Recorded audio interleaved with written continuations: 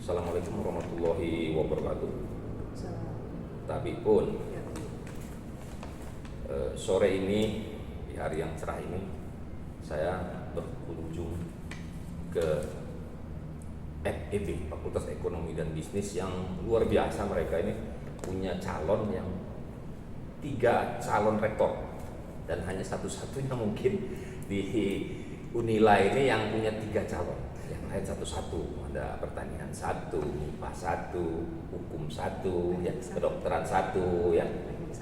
Iya, jadi saya berkunjung ke tempat Bu Marcel, ya, Bu Marcel di FEB Unila. Satu-satu, bukan satunya ini calon pertama mungkin yang perempuan di kampus, ya. Kayaknya calon pertama selama Unila berdiri, ya. Ada 2 orang.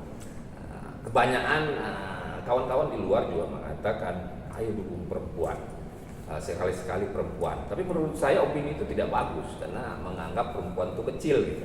Jadi harus sama-sama profesional. Dan di pilihan rektor di Unila itu tidak ada aturan main seperti di KPU untuk partai politik bahwa keterwakilan perempuan harus 30%, tidak ada.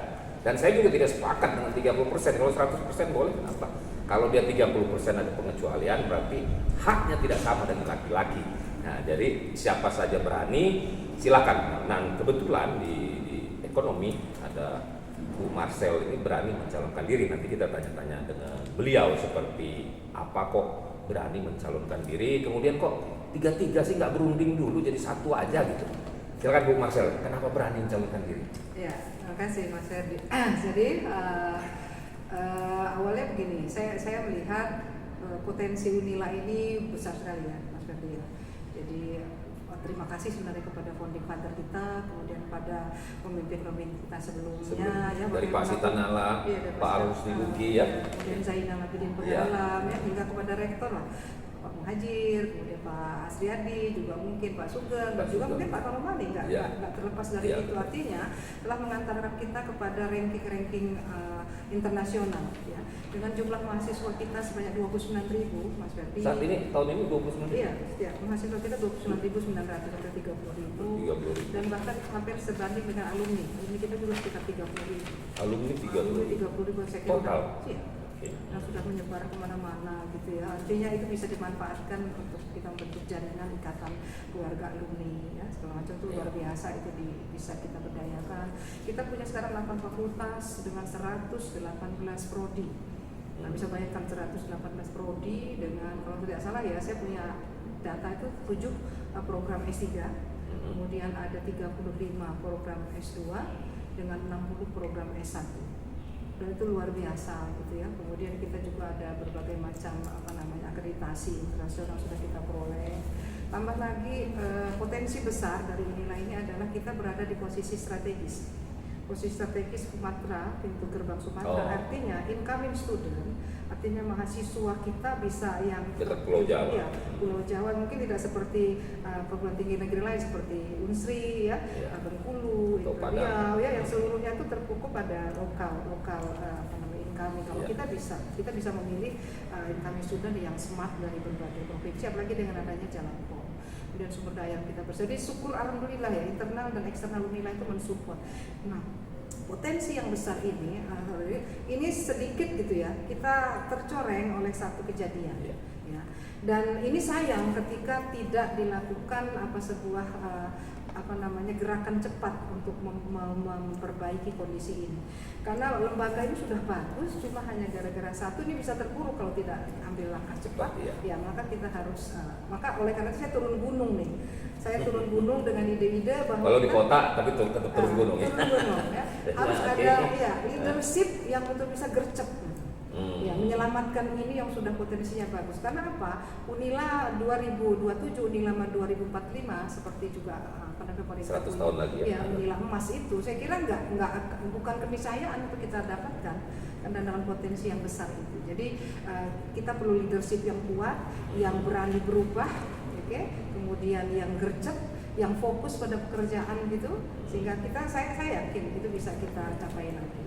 Oke, jadi karena potensi, ya, kemudian adanya ledakan tsunami lah kita anggap itu, walaupun itu kita lihat cuma sekali, tapi itu luar biasa besar gitu. Dampaknya luar biasa besar gitu. Jadi dengan adanya seperti itu ada ketertarikan ya, ada semangat ya, mungkin ya, ada semangat untuk memimpin gitu, leadership ya sebagai leader, bukan karena semangat untuk mengambil alih kekuasaan, bukan soal itu ya Bu Marcel ya. Dalam kondisi normal mungkin ya tidak ada kejadian tsunami ini, mungkin saya tidak maju rektor.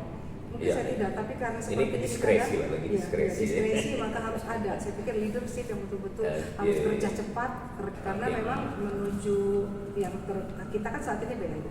Nah, yang akan kita tuju adalah PTNBH, Badan Hukum, jadi seperti BUMN. Artinya bahwa ketika kita sudah memilih PTNBH nanti itu harus kita punya amunisi dulu. Kita harus income kita besar. Jangan sampai seperti perguruan tinggi negeri di Jawa itu ingin mundur lagi kepada BLU. Karena apa? Itu tadi konsepnya adalah seluruh nanti pegawai, dosen, tenaga pendidikan dan teknik itu harus kita bayar dengan uang kita. Sementara semuanya nanti. Building? Iya, seluruhnya. Building juga. Selurunya. Sementara saat ini posisi di Unila kita hanya di luar PNBP ya, UKT mahasiswa itu kita hanya 9%. Dan persyaratan PTNBH itu adalah 30%, paling tidak ada dana. Dari apa? Unit-unit usaha. Jadi mungkin kita ada hotel. Tapi apakah udah study? Udah ada study belum? Sudah, dan itu sebenarnya nggak perlu ada study dengan kondisi sekarang. Untuk nentuin visible apa enggaknya Unila gitu, untuk menjadi itu. Iya. Makanya saya katakan kalau pusat divisi iyain aja, silakan kalau Anda pengen mengusulkan PTNBH ya silakan aja, tetapi kita pribadi harusnya evaluasi, kita sudah siap Pak gitu. Jadi saya ambil saja contoh gini ya, 100 kita perlu dosen tambahan, maka kita akan danai itu. Kita harus danai gaji mereka. Dosen tambahan ini ASN? Iya.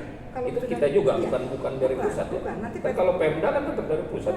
Bukan. Nanti ketika kita putuskan kita PTNBH, maka 100 dosen ini kita harus danai dengan uang kita. PP 3K ya kalau di Pemda. Nah, dampaknya apa? Dosen-dosen seperti saya mungkin ya 10 tahun akan datang kami ini pensiun. Betul. Dengan 1.300 orang dosen, berarti kan akan tambah 1.300, nanti tidak ada lagi bantuan pusat. 1.300 itu harus didanai oleh pundi-pundi Unila sendiri. Mampukah? Karena itu ya ada target nggak ya dari kementerian berapa tahun lagi gitu kasih waktunya dengan memutuskan untuk PTNBH ini? Iya, PTNBH ini. Ya, sebenarnya ya kalau kementerian sih maunya semuanya PTNBH. Ini akan setuju aja karena kan beban pusat berkurang. Ya kan? Tapi kita sadar diri lah evaluasi. Oke. Pemirsa Bung Santok, kenapa ada pemilihan rektor sudah sering kali saya ulang. Nggak tahu ada aturan mainnya atau ada tatipnya di Kemendikbud atau di statuta, saya kurang paham. Karena ini seperti di partai politik atau organisasi, jadi ada munaslup atau musdalub gitu. Tapi kategorinya di sini nggak ada lup itu, nggak ada lup, cuman ada pemilihan rektor yang bukan karena habis masa jabatan, Oke, Bu Marcel, soal 35% dikuasai memang haknya Kemendikbud ya, dan 65% itu hak suara dari Senat ya, hak suara dari Senat. Pandangan Bu Marcel ke depan, hak suara 35% di kondisi seperti ini, apakah ada kemungkinan tetap ada dugaan ada transaksional ataukah dia profesional? Kalau saya masih berpositif thinking ya, dengan kondisi tsunami ini semua orang sedang fokus ke Lampung. Semua orang sekarang pada berfokus pada Universitas Lampung. Jadi kayaknya sih ngeri ya, bukan ngeri artinya kalau yang waras ya, yang sehat yang waras ya, saya kira tidak bisa lagi bermain seperti itu. Tidak bisa yang nyorotin banyak sekali, seluruh pihak, seluruh elemen itu akan nyorot karena gini, perguruan tinggi negeri yang dikelola itu sekarang ada basicnya sekarang ke Unila. Jadi perguruan tinggi penerimaan mandiri, coba lihat Unila. Pemilihan rektor lihat Unila. Tadi laksana ya. Langsung seperti itu. Nah artinya kalau kita dalam posisi masih tidak ingin berubah, ya sudah akan kita ditertawakan orang. Jadi mungkin dijadikan universitas lain jadi jurisprudensi di sini ya. Ujungnya seperti itu. Untuk perbaikan tapi ya bukan untuk untuk cari peluang mana yang bobol-bobol. Saya rasa enggak ya, universitas yang lain itu nyari jangan punya kesalahan lah. Kan ada juga jurisprudensi itu nyari peluang supaya nggak salah. Oke, tadi saya nggak bicara soal visi misi yang bicara di senat ataupun sosialisasi di fakultas ya. Kita lebih pada publik, tapi mengena juga di dalam sini. Nah, Unila itu seperti apa loh? Oh, kita harus terbuka. Nah, andai Bu Marcel terpilih jadi rektor, apa hal pertama yang dibenahi?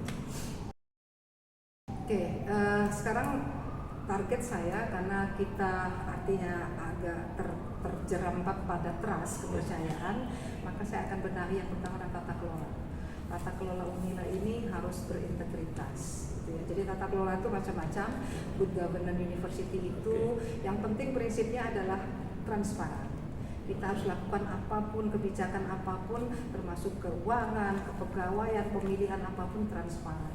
Kemudian yang kedua adalah prinsip profesional. Artinya untuk menempatkan orang-orang tertentu ini ya, tertentu itu harus profesional. Artinya fit and proper kita adakan, dan saya juga akan kembalikan juga fungsi senat. Senat universitas itu, kemudian sistem pengendalian internal itu harus betul-betul berperan memberikan kontrol kepada saya. Setiap kebijakan saya ambil bukan senat itu harus orang saya gitu. Oh bukan, jangan. Senat itu adalah orang yang sudah selesai dengan dirinya. Kalau nggak ada fungsi kontrol kan bahaya juga memimpin. Iya kan kejadian selama ini. Iya. Ya. Kritis itu kan nggak harus ditakuti kan. Ya, koreksi itu nggak harus ditakuti sebenarnya ya. Kalau bukan karena kebencian gitu ya. Oke, jadi program saya pertama tata kelola. Kalau saya untuk sarana prasarana, saya kira yang sudah ada ini kita tingkatkan, terutama optimalisasi pemanfaatan sarana prasarana. Kemudian yang kekurang, saya melihat perlu ada standarisir lah. Standarisir dalam arti ikon sebuah institusi itu kan bisa dilihat, Mas Ferdi, itu dari toilet ya. Begitu masuk toiletnya begitu rapi, wangi dan seterusnya, berarti sudah nih bagian di atas itu pasti rapi. Jadi terus yang kedua begitu lewat itu kan furniture begitu masih ada debu, masih nggak jalan. Artinya bahwa memang kita akan buatkan sebuah nyaman ya. Jadi sarpras itu kita buat senyaman. Toilet aja nyaman kan, masuk ruang kuliah juga yang nyaman kan. Iya. Toilet yang kotor aja bisa nyaman, apalagi kan gitu ukurannya. Jadi memang itu harus dipikirkan, bukan dipikirkan, harus diimplementasikan benar itu. Ya, kalau memang tenaga UB yang dibayar oleh honorer tidak cukup, kita outsourcing. Soal pembangunan. Pembangunan ini kalau kita lihat harusnya itu punya map ya, map. Ini plotnya kalau ekonomi, kedokteran ini nanti 10 tahun, 5 tahun lagi gimana? Dengan bertambahnya mahasiswa kan berarti butuh ruangan, butuh macam-macam lah di situ. Nah, ini terpikirkan nggak sama Bu Marcel? Ya pasti terpikirkan ya. Jadi untuk manajemen aset segala itu kan harus sudah kita pikirkan dari sekarang, pengembangan ke depan. Jadi yang pertama sih kita berdasarkan rasio mahasiswa dengan dosen. Jadi itu harus imbang. Jadi jangan kita mencari PNBP yang tinggi dengan menambah jumlah mahasiswa tanpa kita pertimbangkan dosen yang sudah cukupkah, sarana prasarana laboratorium, jadi jejak-jejakin gitu ya, sehingga nanti mutunya jelek. Akhirnya memang harus balik lagi kepada rasio dosen mahasiswa, kemudian mahasiswa sarana prasarana itu harus berbanding. Kalau untuk ini eksak itu 125. Jadi satu dosen itu cover 25 mahasiswa. Kemudian juga untuk IPS, sosial itu 140.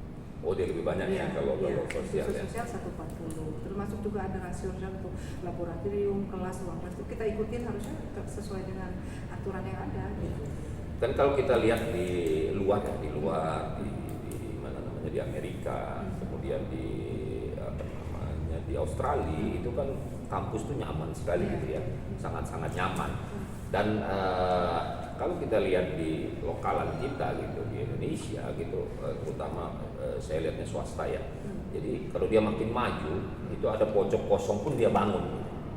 Nah, manfaatkan. Tapi ini kan jadi masalah, jadi tidak asri, tidak nyaman lagi. Tadi puluhan ribu mahasiswa itu masuk numplak gitu dalam setiap harinya. itu kan jadi nggak nyaman, nggak ada lapangan bola misalnya gitu. Jadi ke depan tetap pembangunan itu terencana dengan baik ya Bu Marcel ya. Iya. Jadi kalau yang ada di pikiran saya, kita akan inventarisir ya lahan yang ada di Bumi Lagi, berapa persentase, berapa banyak pembangunan, berapa besar ruang terbuka hijau juga kita harus pikirkan, karena kita kan termasuk kampus yang hijau, green campus. Nah, kalau saya melihat untuk pembangunan gedung yang nyaman itu mungkin kita buat standarisasi gedung seperti apa yang pokoknya setiap fakultas punya standarisasi yang sama, tinggal nanti pembangunannya kita menggunakan jaringan. Jadi tidak menggunakan PNBP. Mungkin PNBP itu ada gunakan untuk proses belajar mengajar, tapi untuk pendidikan bangunan ya, memanfaatkan aset yang ada, kita bisa menggunakan swasta. Misalkan Mas Ferdi ada uang, ya sudah, pokoknya marketnya saya gedungnya seperti ini, kalau nggak ada duit bangun sendiri, kalau tidak kita punya ada pemborongnya, silahkan nanti Mas Ferdi kasih nama Ferdi, gedung Ferdi, silahkan. Ya bisa BOT namanya. Iya. Jadi build, operate, and transfer. Iya. Ya. Bisa juga dengan jaringan alumni tadi saya katakan. Ini sebagai rasa cinta alumni pada kita, ini silahkan dibangun jaringan alumni kita. Mungkin di dewan pengawas, dewan majelis amanat, mungkin letakkanlah alumni kita yang berhasil. Misalkan kita memang punya, katakan siapa, asumsi misalkan ya, Erick Thohir itu dari alumni sini, kenapa tidak kita tempatkan orang-orang seperti itu? Jadi luar biasa bisa kita. Jadi alumni itu bukan sekedar reuni. Bukan hanya IKA. Ada ide seperti apa yang memang seiring dengan perkembangan zaman. Nah, bagaimana dengan teknologi? Jadi kita tidak bisa konsep itu tidak seiring sejalan dengan teknologi gitu ya. Jadi tanpa teknologi sekarang nggak mungkin lagi gitu, masih manual atau seperti apa. Nah, punya nggak di situ Ibu sebagai visi misinya Bu Marcel? Ada nggak peran teknologi ini kita bicara di luar TIK ya. Nah, peran teknologi ini bisa seiring sejalan nggak tadi dengan tata kelola? Nah, tata kelola itu ada di benak Bu Marcel, apakah teknologi tetap diterapkan? Apa ditindaklanjuti? Oh, saya kira iya, rencana sih ke depan ya kita akan sudah ada sistem promosi yang kita tingkatkan. Jadi seperti sisi informasi aset ya. Jadi di mana aset database dosen juga. Database dosen, sisi informasi kepegawaian, sisi informasi keuangan yang artinya kan transparansi di situ ya. Sampai sistem informasi kerjasama pun harus kita buat. Kita sudah punya 79 kerjasama, itu harusnya dikonkretkan. Jangan hanya kerjasama sebatas kertas tapi tidak ada realisasinya. Kerjasama dengan PTN ini maka harus konkret, lakukan apa. Jadi kalau saya sih sudah ada di pikiran saya, sistem yang sudah selama ini terintegrasi. Ya, jadi kalau selama sudah ada belum terintegrasi. Gampang melihatnya dari meja aja bisa dilihat. Termasuk juga sistem transparansi keuangan ya, itu juga karena selama ini dikeluhkan seperti itu. Dari setiap fakultas akan gabung di universitas gitu kan. Tapi kan ada beberapa hal yang memang harus dipublish, tetapi ada pun beberapa. Jadi itu tinggal tapi paling tidak setiap fakultas tuh tahu porsi anggaran dia berapa gitu kan, sehingga apa saja yang harus dilakukan. Jadi rencananya saya akan buat e-planning, jadi electronic planning, jadi rencana apa kamu, kemudian e-budgeting. Ini uangmu dihabiskan sesuai dengan rencana, tanggung jawab. Audit ada auditnya? Ada. Sekarang ini audit dari mana? Kita selama ini belum, ya internal belum kita pakai SPI. Sistem pengendalian internal. Jadi audit luar memang nggak diwajibkan juga ya, tidak diwajibkan juga ya. Makanya saya juga membangun ketika memang sistem pengendalian internal tidak jalan, kurang berjalan, mungkin udah diingatkan. Nah, kembali tadi yang kepada kalau eksak itu dosennya tuh 25 mahasiswa ya. Kalau yang IPS sosial itu 40 ya, 140. Nah, ini saya dengar ada kekurangan dosen di tahun depan ini. Nah, kalau menurut saya nih sebagai orang luar, ini kok bisa kekurangan karena pada pensiun, ini apa nggak terjadwalkan, ini apa yang salah di sini? Iya, jadi balik lagi, jadi memang sistem penerimaan dosen itu kalau saya gitu ya, seharusnya lebih kepada kebutuhan dari. Tapi terencana, kan kita sudah tahu nih 5 tahun lagi, setahun lagi ini bakal kurang nih. Nah, terencana nggak? Kan sesuai kebutuhan, tapi terencana nggak gitu dengan jangka panjang atau jangka pendek? Kelihatannya kita masih parsial. Masih parsial. Pokoknya ini ya seperti ini. Yang kedua juga kompetensi dari dosen itu kadang-kadang harusnya dikedepankan. Misalkan kita ingin membuka ekonomi internasional, maka dosen yang kita rekrut itu adalah basicnya adalah international economics.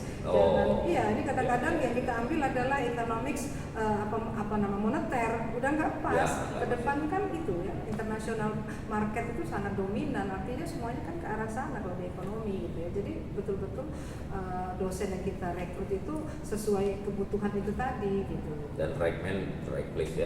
Ya sesuai tempatnya. Ya kebutuhan, tapi perencanaan mungkin sudah ini kan mungkin ya perencanaan ya kan pada yang pensiun kan kita sudah tahu. Tadi kalau Bu Marse bilang akan soal database, soal dosen ada kan lebih enak ngelihatnya. Ya kan, karena kan nggak bisa merekrut sendiri ya. Kan harus tetap dari pusat ya, dari kementerian ya. Nggak tahu kalau udah PTNBH bisa rekrut sendiri. Sudah, begitu PTNBH nggak perlu persetujuan menteri. Karena kita yang bayar. Iya. Uang buat kita. Yang bayar suka-suka lo ya.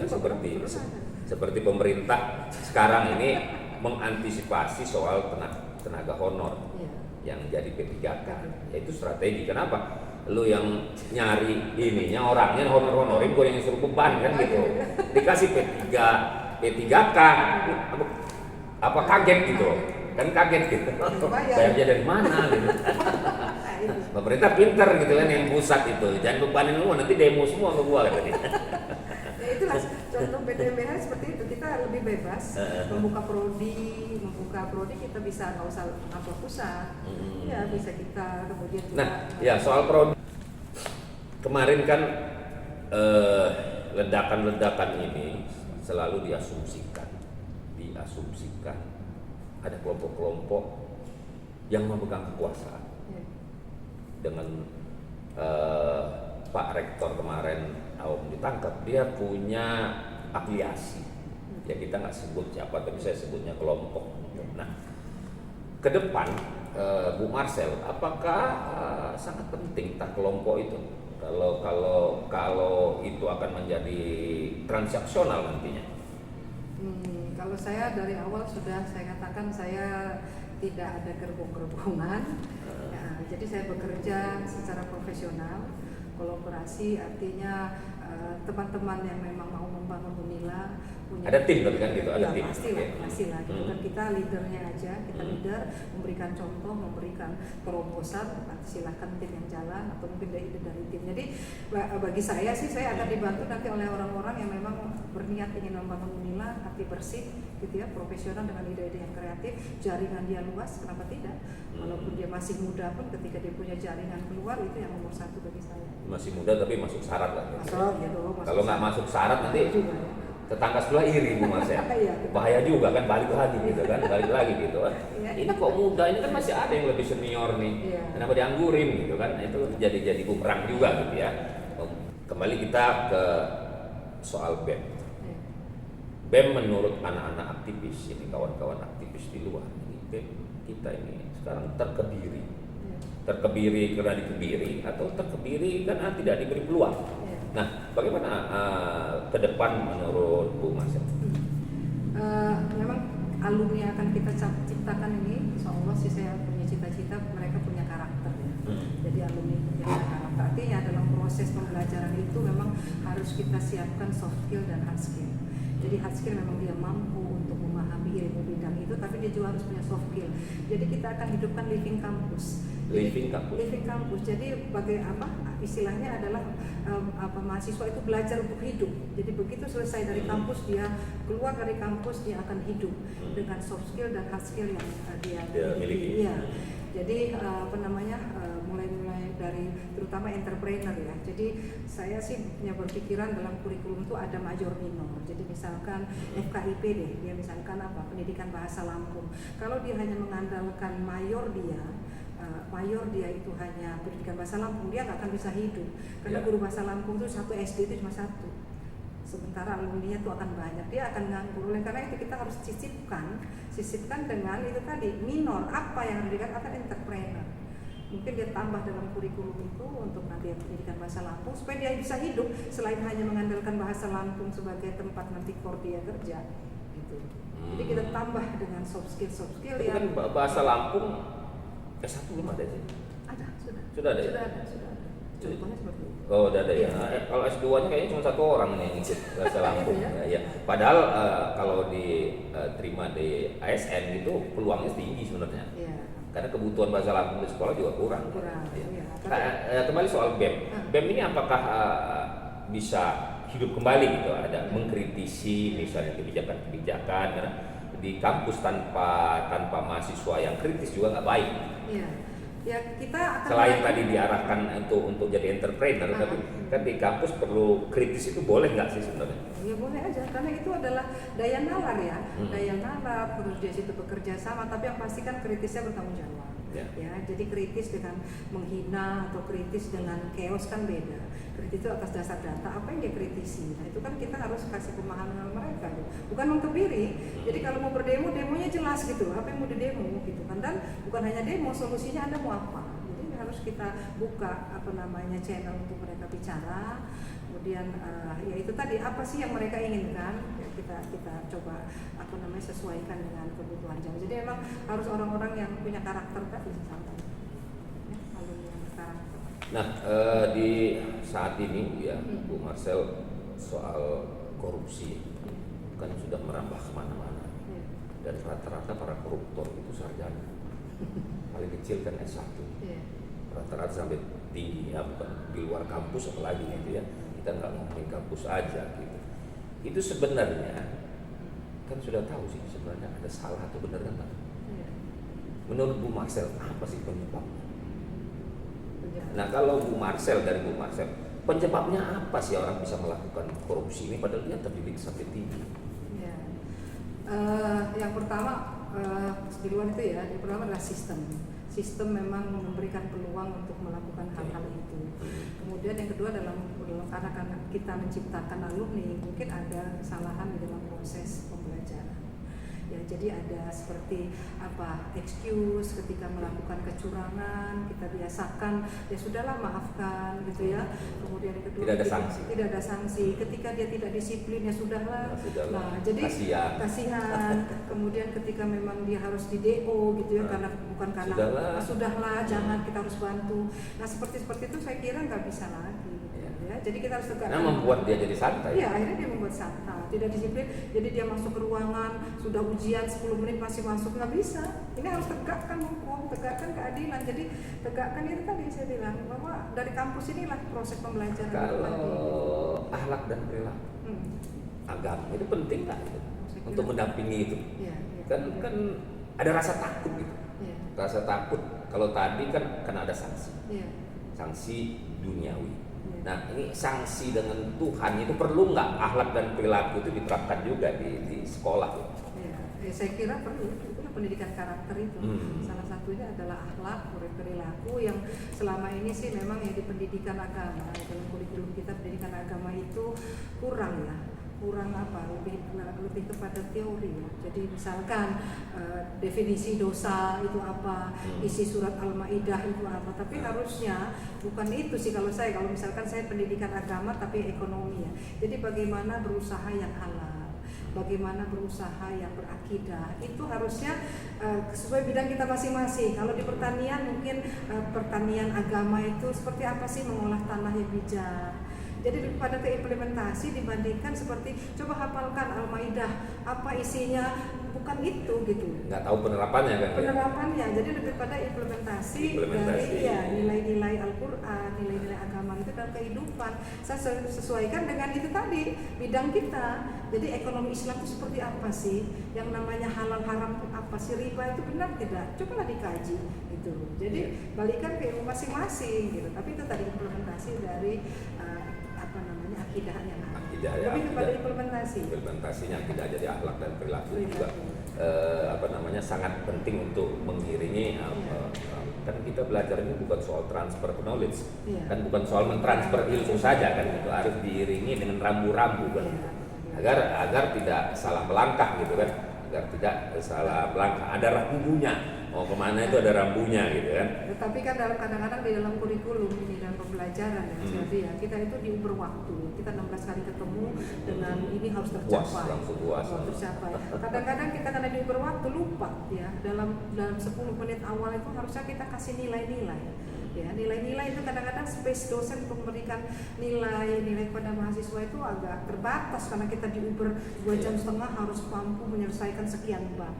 Nah, seperti itu. Jadi nilai itu bukan karena dia memahami, tapi nilai itu karena dia menjawab benar. Iya, seperti itu. Karena 16 kali pertemuan itu ya. Kita kejar tayang. Kejar tayang. Oke. Ya mungkin dikit-dikit bisa dibenahi lah. Ya kan gitu cara teknisnya, walaupun ada kurikulum tapi mungkin ada cara lain kan gitu, ada cara yang bisa membuat nyaman. Kalau sekarang ini kan kebanyakan mahasiswa ini dikejar-kejar ingin cepat lulus, ingin cepat lulus tanpa memahami apa yang dia dapat. Iya, dia mau ngambil itu syarat menjadi dosen harus S2 misalnya. Aduh kejar itu kan. Dan di situ memang harus dibenahi di sistem metode pembelajaran. Di metode pembelajaran. Ya, metode pembelajaran mungkin yang membuat mereka lebih kritis, mereka lebih banyak mahasiswa itu menganalisis. Jadi kan kalau kita komunikasi itu nggak akan dapat apa-apa. Ya, gitu. satu arah. Kenapa? Kita diukur dengan tadi 16 yang harus tercapai sih. Ya itu tadi, makanya metode pembelajaran harus kalau bisa lebih kreatif gitu ya. Oke. Nah, ini pemirsa Bung Santok, ini udah menjelang terakhir. Saya mau tanya ini kalau di pemerintahan atau dengan DPR partnernya itu adalah pemerintah, itu ada oposisi. Nah kalau di kampus ini mungkin bukan komposisi bahasanya, tapi mungkin ada kelompok-kelompok, mungkin bukan kelompok perorangan yang kritis gitu. Itu alergi nggak Bu Marcel?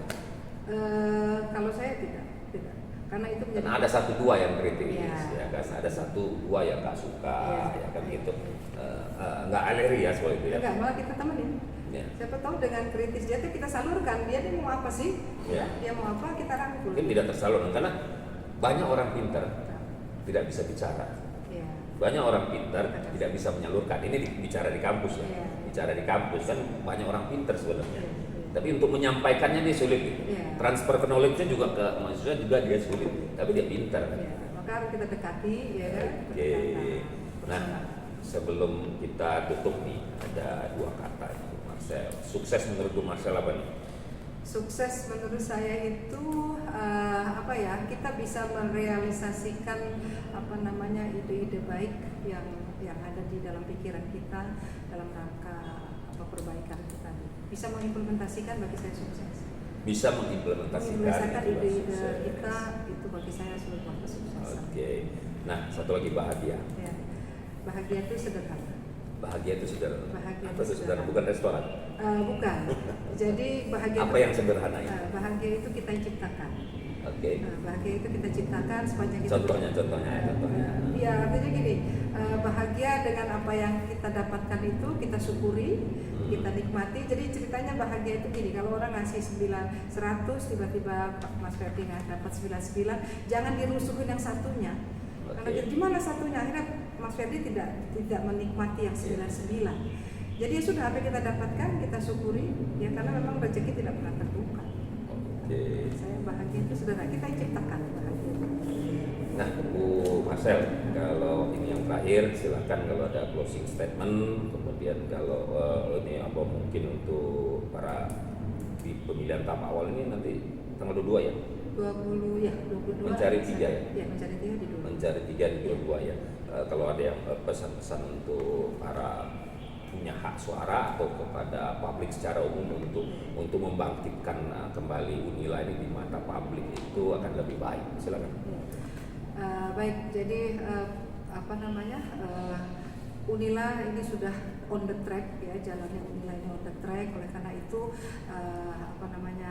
kita harus bahu-membahu membesarkan lagi nama Unila, lebih tinggi lagi, berkibar lagi. Oleh karena itu kepada publik mohon dukungannya, selalu dipantau terus perkembangan ini, dan juga kepada para senator inilah kembalikan lagi lah ke hati nurani, kembalikan lagi ke hati nurani, para senator itu dipilih oleh teman-teman dosen. Oleh karena itu ada baiknya ketika akan memilih bukan karena kita ini adalah siapa, tapi kembalikan lagi kepada pemilih kita. Tanyakan lagi kepada dosen-dosen yang milik kita untuk berpikir jernih kira-kira siapa. Hanya melalui tangan kita itu, tetapi background dari pemilihan itu yang kita coblos itu adalah dari suara teman-teman dosen. Saya kira. Oke, terima kasih Bu Marcel.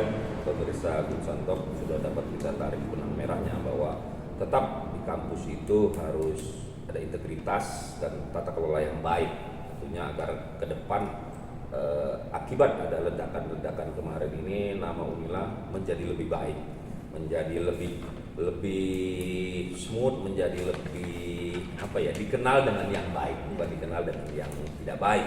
Mungkin karena ada gelombang tsunami kemarin, mungkin Unila akan pulih lebih cepat dan bangkit lebih kuat. Nah, pemirsa Gun Santok, mungkin itu saja yang bisa dapat kita bincangkan hari ini, dan saya ini sudah yang ketiga untuk calon rektor dari 8, dan yang ketiga ini semuanya doktor. Yang 5 profesor ini saya belum punya waktu, bukan saya yang punya waktu, kelihatannya teman-teman calon rektor yang profesor 5 orang ini belum punya waktu podcast dengan saya. Padahal kenapa harus seperti ini? Karena publik ingin tahu, saya juga tergeraknya karena publik ingin tahu seperti apa sih, walaupun bukan hak mereka untuk memilih. Bu Marcel, kalau ada kata-kata saya yang kurang berkenan, saya mohon dimaafkan, dan kepada pemirsa Gun Santok kalau ada kata-kata yang kurang berkenan ataupun pertanyaan yang belum tersampaikan, silakan ditulis di kolom komentar. Dan saya mohon maaf sekali lagi kepada pemirsa, dan kepada Allah saya mohon ampun. Wabillahi taufiq wal hidayah. Wassalamualaikum warahmatullahi wabarakatuh. Waalaikumsalam.